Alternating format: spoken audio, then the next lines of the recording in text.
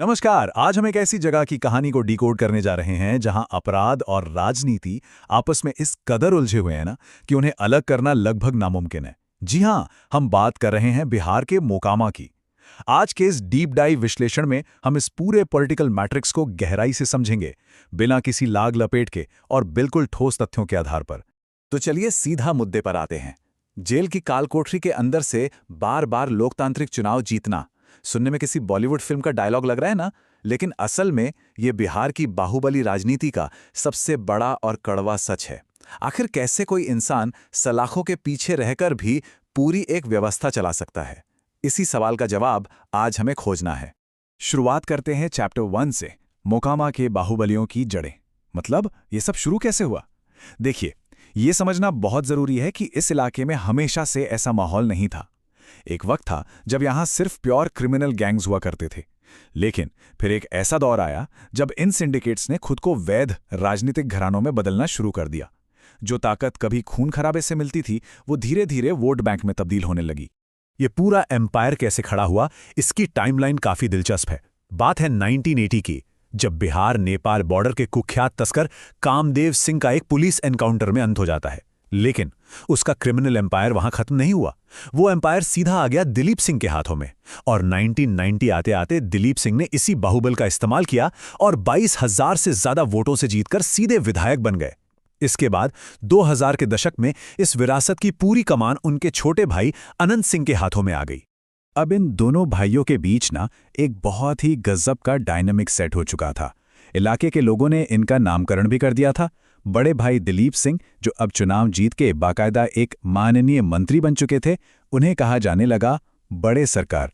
और दूसरी तरफ उनके छोटे भाई अनंत सिंह, जिनके हाथों में गैंग का सारा ऑपरेशंस, पैसा और बाहुबल था, वो कहलाने लगे छोटे सरकार। मतलब एक ने राजनीति संभाली तो दूसरे ने सड़क का वर्चस्व। लेकिन खैर, जहां एक म्यान में कई तलवारें हों, वहां खून तो बहता ही है। चैप्टर 2 हमें 90 और 2000 के दशक की उस हिंसक गैंग वॉर में ले जाता है, जब मोकामा की सड़कों पर खौफ अपने चरम पर था। ये वो दौर था जब सियासी और पारिवारिक दुश्मनी का फैसला कोई अदालत नहीं करती थी, बल्कि दिन दहाड़े चलने वाली गोलियां करती थीं। अब जरा इस त्रिकोणीय मुकाबले को समझते हैं, जो असल में बहुत पेचीदा था। एक तरफ है अनंत सिंह, दूसरी तरफ है उन्हीं के सगे चाचा और पड़ोसी विवेक का पहलवान, जो एक पुरानी पारिवारिक रंजिश के चलते उनके खून के प्यासे हो चुके थे। और फिर तीसरी तरफ एंट्री होती है एक नए नाम की, सूरजभान सिंह। सूरजभान कभी दिलीप सिंह के ही गैंग का हिस्सा हुआ करता था, लेकिन उसने यूपी के कुख्यात गैंगस्टर श्री प्रकाश शुक्ला के साथ AK-47 की ट्रेडिंग करके अपना एक अलग ही खौफ और रसूख बना लिया था। और फिर आता है साल 2000 का विधानसभा चुनाव, और एक ऐसा आंकड़ा जो किसी को भी हैरान कर दे, 40%। सूरजभान सिंह निर्दलीय ही चुनावी मैदान में उतरे और उन्होंने सत्ताधारी पार्टी से लड़ रहे बड़े सरकार यानी दिलीप सिंह को पूरे 40% वोटों के भारी अंतर से कुचल दिया। इस एक चुनाव ने बड़े भाई दिलीप सिंह के राजनीतिक करियर पर हमेशा के लिए फुल स्टॉप लगा दिया। लेकिन कहानी में असली वायलेंस तो अभी बाकी था। 1 जुलाई 2004 विवेका पहलवान अनंत सिंह के घर पर घात लगाकर जानलेवा हमला करता है। दोनों तरफ से सैकड़ों राउंड गोलियां चलती हैं। एक गोली अनंत सिंह की छाती को चीरती हुई सीधे फेफड़े में जा धंसती है। उन्हें फौरन पटना के अस्पताल लाया जाता है। जब डॉक्टर नरेंद्र प्रसाद कहते हैं कि खून बहुत बह गया है और बचना मुश्किल है, तो पता है क्या होता है? बड़े भाई दिलीप सिंह सीधे डॉक्टर की कनपटी पर पिस्तौल तान देते हैं और कहते हैं कि अगर उनके भाई को कुछ हुआ तो डॉक्टर का परिवार कभी सुरक्षित नहीं रहेगा। खैर, किसी तरह अनंत सिंह की जान बच जाती है। सत्ता और पावर का ये बेखौफ नशा 2007 में भी साफ देखने को मिला। उस वक्त अनंत सिंह सत्ताधारी दल के विधायक बन चुके थे। उनके घर के पास एक महिला की लाश मिलती है। जब NDTV के रिपोर्टर प्रकाश सिंह उनसे इस बारे में सवाल पूछने जाते हैं, तो जवाब में अनंत सिंह अपनी बंदूक निकाल लेते हैं। वो रिपोर्टर और कैमरामैन को बंधक बनाकर राइफल की बट से बेरहमी से पीटते हैं। ये वाकया साफ दिखाता है कि पूरे सिस्टम पर उनका किस हद तक कंट्रोल हो चुका था। अब बढ़ते हैं चैप्टर 3 की तरफ। जब पावर सर चढ़कर बोलने लगे ना, तो कानून को भी मजबूरन अपने हाथ खोलने ही पड़ते हैं। ये वो टर्निंग पॉइंट था जिसने मोकामा की राजनीति को सीधा जेल की सलाखों के पीछे पहुंचा दिया। साल 2015 में एक ऐसी खौफनाक घटना घटी जिसे नजरअंदाज करना किसी भी सरकार के लिए मुमकिन नहीं था। बाड़ बाजार से दिन दहाड़े 4 लड़कों का अपहरण कर लिया जाता है। आरोप था कि उन्होंने विधायक अनंत सिंह के परिवार की किसी महिला के साथ छेड़छाड़ की थी। इनमें से एक लड़के पुटुस यादव की बेहद बेरहमी से पीट-पीट कर हत्या कर दी गई। ये मामला इतना गर्मा गया कि पटना पुलिस को 500 पुलिसकर्मियों की एक बहुत बड़ी टीम बनानी पड़ी और फिर अनंत सिंह के घर पर छापा मारकर उन्हें गिरफ्तार कर लिया गया। लेकिन हैरानी की बात तो ये है कि जेल जाने के बाद भी उनका सियासी रसूख रत्ती भर भी कम नहीं हुआ। हत्या के आरोप की वजह से 2015 में उनकी अपनी पार्टी ने उन्हें टिकट देने से मना कर दिया। तो अनंत सिंह ने क्या किया? उन्होंने जेल के अंदर से ही निर्दलीय उम्मीदवार के तौर पे पर्चा भर दिया। और सबसे शॉकिंग बात ये रही कि उन्होंने जेडीयू और आरजेडी के संयुक्त उम्मीदवार को बुरी तरह हरा दिया। मतलब मुकामा में सत्ता किसी पार्टी के नाम की मोहताज रही नहीं गई थी। पूरे 11 घंटे 2019 में पुलिस ने अनंत सिंह के खिलाफ अब तक का सबसे बड़ा और कड़ा एक्शन लिया।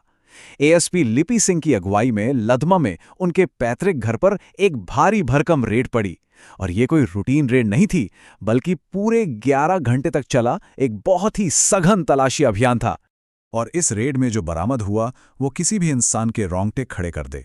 कार्बन और प्लास्टिक में लिपटी हुई पूरी एक AK-47 राइफल, साथ में 2 जिंदा हैंड ग्रेनेड और 26 जिंदा कारतूस। इस जखीरे के मिलने के बाद उन पर UAPA जैसा बेहद सख्त एंटी टेरर कानून लगाया गया। उन्हें 10 साल की सजा सुनाई गई और पुलिस से भागते भागते आखिरकार उन्होंने दिल्ली की साकेत कोर्ट में सरेंडर कर दिया।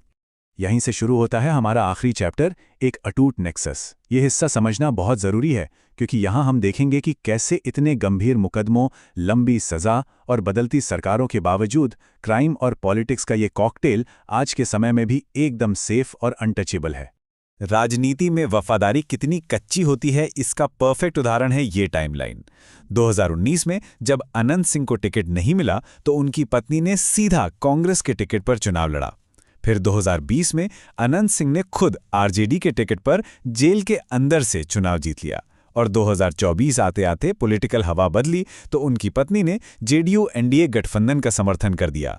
और एकदम इसी दौरान इत्तेफाक देखिए, 2024 में हाई कोर्ट ने सबूतों के अभाव में उन्हें हथियार बरामदगी के दोनों मामलों में बरी भी कर दिया। लेकिन मोकामा में शांति ज्यादा दिन की मेहमान नहीं होती। 2025 में चीजें फिर से आउट ऑफ कंट्रोल हो गईं।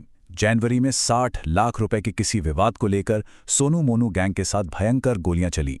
फिर आया नवंबर 2025 का विधानसभा चुनाव, जिसमें प्रशांत किशोर की जन स्वराज पार्टी ने एंट्री ली। जन स्वराज को इलाके के एक और बाहुबली दुलारचंद यादव का सपोर्ट मिल गया। इसका नतीजा ये हुआ कि अक्टूबर के आखिर में काफिलों के बीच हिंसक झड़प हुई और इस 3 तरफा गैंग वॉर में दुलारचंद यादव की दिन दहाड़े हत्या कर दी गई। अब जरा हालात के इस गजब विरोधाभास पर गौर करें। एक तरफ कड़वी कानूनी सच्चाई है। 1 नवंबर 2025 को दुलारचंद यादव की हत्या के मुख्य आरोप में अनंत सिंह को गिरफ्तार करके वापस बेऊर जेल भेज दिया जाता है। और दूसरी तरफ एक ऐसी राजनीतिक हकीकत है जिस पर यकीन करना मुश्किल है। जेल में बंद होने के बावजूद उन्हें एक बड़ी सत्ताधारी पार्टी से टिकट मिल जाता है। और तो और केंद्र सरकार के मंत्री खुद उनके समर्थन में प्रचार करने मैदान में उतर आते हैं। और रिजल्ट क्या निकला? 28,206 वोटों का भारी मार्जिन। दुलारचंद यादव की हत्या के आरोप में बेऊर जेल की कोठरी में बंद होने के बावजूद अनंत सिंह ने अपने पुराने कट्टर दुश्मन सूरजभान सिंह की पत्नी को भारी मतों से हरा दिया और मोकामा से अपना 5वां विधानसभा चुनाव जीत लिया। तो इस पूरी कहानी के बाद एक बहुत ही गहरा सवाल जहन में आता है। अगर सरकारें बदल रही हैं, गठबंधन पलट रहे हैं, लंबी लंबी जेल की सजाएं हो रही हैं, लेकिन फिर भी ये सिस्टम टस से मस नहीं हो रहा, तो असल में पावर किसके हाथ में है? ये पूरी कहानी हमें इसी एक सवाल के साथ छोड़ जाती है। आज के इस विश्लेषण में जुड़ने के लिए बहुत बहुत शुक्रिया।